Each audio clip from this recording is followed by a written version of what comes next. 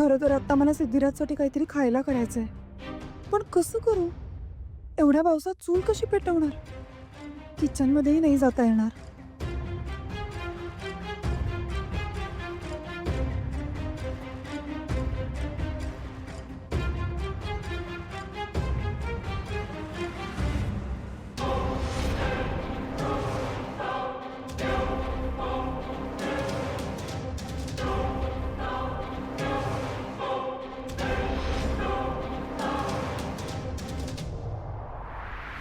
काय ग, तू हिची बाजू घेतेस हिची?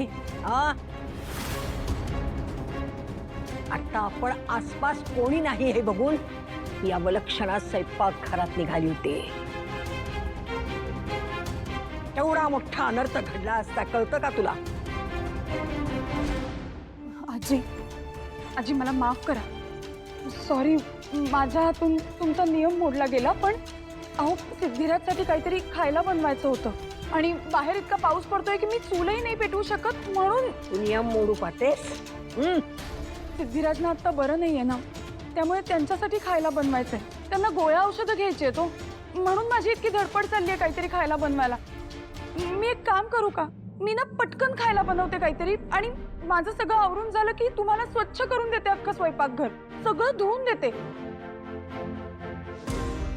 हवं तर मी स्वतः माझ्या हाताने गोमूत्रही शिंपडते, पण प्लीज तेवढं मला करू देत ना, सिद्धिराजसाठी प्लीज.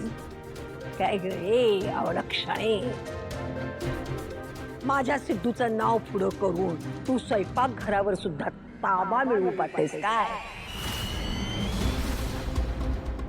नाही, मी हे असं होऊ देणार नाही, समजलीस?